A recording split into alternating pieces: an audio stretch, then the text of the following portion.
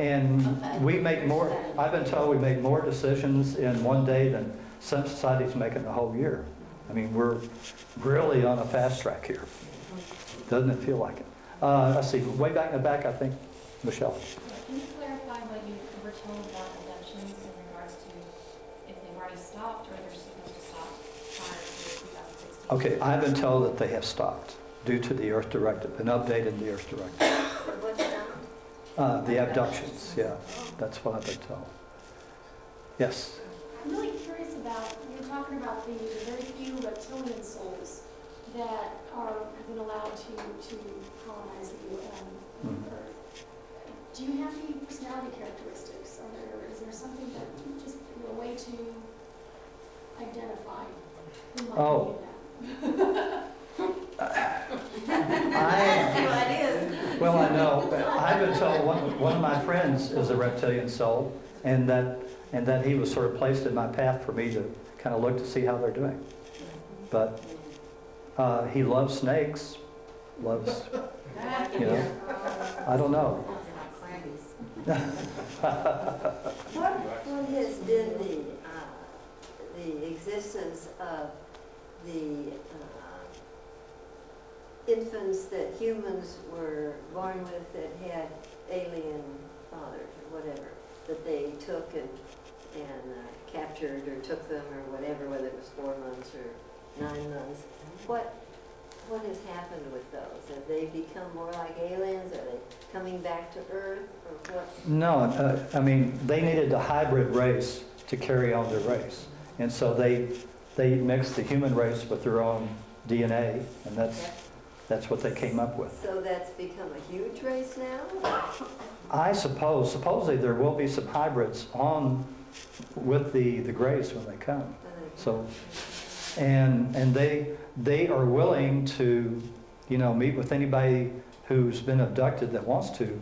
But, you know, I'm saying, gosh, you know, when people actually see these beings on TV and everything, it's going to bring up a lot of memories to people that, you know, that maybe don't even have one single memory of being abducted, and suddenly they see it and they freak out. It's going to be very interesting when that Because happens. some people say when they're abducted, they meet someone that they're told is their child. And that's got to be really frightening. Yeah, so I'm not sure. Tom, did you say, even though the abductions have stopped, Uh-huh. that they still are looking in on folks? Yeah, I think, well, first of all, I know that all of our planets kind of look in on us. So they're able to manipulate us during our dream time and take us on their ships. But this is, during dream time, this is, you know, this is kind of soul work. And somehow, far advanced, they're able to do that. And so if you have dreams of being on a spaceship or something, maybe very well you were. Okay, so the physical abductions have stopped. That's my understanding. Okay. Okay? But I will mention, and this is kind of funny,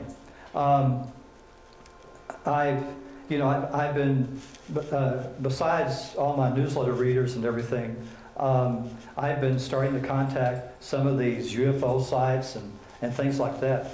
And I've really been surprised at some of the reactions I've got. These people they're almost they're as bad as someone that says, oh, I don't believe in UFOs because it's probably weather balloons. These guys are saying, let's see, one was called the Object Report. You can look them up online. And it's Agent K and Agent D, all right? And so I sent an email to them saying, you know, here's the book, and, you know, here's the story about it, and what have you. And the guy wrote email back, and he said, we spent thousands of dollars investigating UFOs and everything, and here you come out of nowhere, you know, and start saying that you've communicated with them. You know, it's like, I don't believe you. You know, so. Yes, first. You, in your newsletter a couple of months ago, had said that since the first of this year, that we've been kind of in this energy acceleration, and then in fact, right now, we're supposed to be in this kind of tunnel, and then after that, you know, going to be different. And I was never clear if that meant that we've been in this accelerated thing and after July that things would level off or that things were really going to take off. Well, it's my understanding that after July, supposedly, and I haven't asked for an update on this, that supposedly we were in this tunnel because they could minutely adjust the percentages to move us along to this fifth focus that's never been done before. And they found out they had to do it at a little slower level than they thought, you know, because of it. Originally they thought around December 21st, and then suddenly July is here, and they're still trying to finish up the adjustments. And so that's my understanding. We've been in a tube, and I guess they'll dump us out on 5.0. Yeah. Well, I was curious about this, the young people of our generation, because are they have an open mind and natural curiosity to this knowledge? Because we grew up with Roswell and abductions and interest, but they know the movies. Yeah, they know the movies. So, I don't know. As I say, you know, I think some sci-fi writers will take things out of this book as part of their stuff. I mean, who have you ever seen a Star Wars movie with bird beings or plant beings? You know, I mean, even the thought of that is kind of really different. And force field devices where people walk around and communicate with each other without, you know, going, you know, or whatever. Yeah. With a great experiment, there's got to be a lot of interest in the young. It just seems like it would be, that's where the interest is going to be. So I hope you'll all help me spread the word. If you're on chat rooms or anything, why mention, hey, you should read this book. Yes? The new Superman movie, I don't know if anybody's seen it, The Man of Steel. The beginning, the first 30 minutes is them on the planet, and they do have telepathic and different beings, like, no spoiler alert, but when you have a horse come up, it's like a little dragon, it's a little ride out. Oh, okay. It's really cool, it does. Yes? I'm just curious about, you know, we hear so much about the collapse of the society. Is that all an illusion, or is that something that would help move us forward to that place? A classless society? No, collapse of society. In other words, the stock market will Oh, go down, everyone will go down.